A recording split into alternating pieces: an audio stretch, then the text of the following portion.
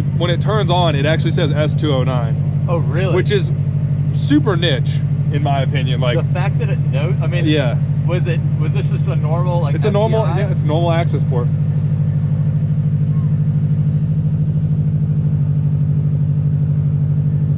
So it knows it's an S209, and the stage 1 tune on here is for an S209. Like Cobb did a separate one for the S209. No way. So I was pleasantly surprised by Cobb. Yeah.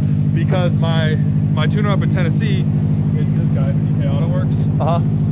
He was tossing the access port on. He had all his stuff out. He's like, I'm gonna do a stage 1 street tune on it. Yeah. And then he's like, dude, Cobb has an off-the-shelf tune for stage 1, and I don't have a downpipe or anything on it yet. So we just left it like that. The stage 1 probably woke it up quite a bit. It did a lot, and this makes power, because it's got the HKS turbo, it makes power a lot more peaky. Not as much of like that classic Subaru wakes up at 3,500 but then dies at 6. 90. Yeah. This car started the channel. Like when I bought this, I finally got the camera out like you guys are doing and started filming, doing the mud flap videos, doing car buying videos. But what's your channel called? it's called WIDEBODY Nation, so that's where the decals are. I still owe the subscribers a video on the entire like IC system, the intercooler spray system, because I haven't really messed with that, and I feel like that's kind of a gimmicky thing that people would watch.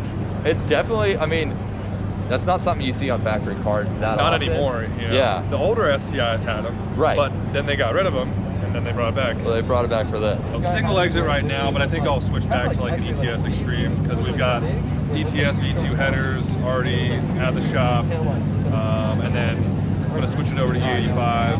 I'm gonna do a bunch of tasteful power stuff to it. Yeah. Air oil separator. Like I got the IAG V3 already. You know, like pitch stop mount. Just everything you can think of that's like tasteful power adding, but not stupid power adding. Yeah. I love that idea.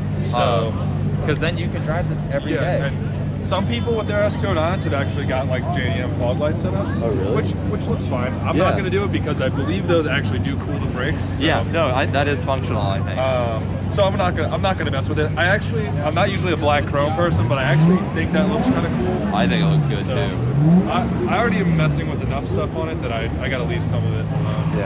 But I mean, just the little wide body it has, and it's aggressive. It looks really good. You don't need to go. No, yeah, I don't think I need to do anything too crazy to it. I actually adjusted the wing for the first time this morning. Really? Yeah. So normally it just sits flat, like the RA wing, but it does have. It's only two-way, so like you got this setting and then the flat setting. But I finally got the. It's a Torx bit. So went to Home Depot. I was grabbing some other stuff like that table, and it's like, oh, I'll leave it in the glove box, and then I can adjust it. But just a little. I'm curious on the MPG loss. Not that it matters, but probably just sitting back there dragging. Yeah. I'm gonna leave it like that on the way home and see what it does. I'd be interested to see if there's any kind of difference. We're basically gonna make this thing like 450. Nice. Basically everything you can do without messing with the internals, because it does have the Type RA block in it. Sure. The little stuff is what I'm trying to do. And I figured there's some carbon fiber on the car already, so make it match up. But I'm not just like shellacking the whole car with every nick and neck. No, it's really, really tasteful, and that's what I love about a good build, is that the car's already great. It's got a lot of potential, and it's just like your personal touches that make it so good.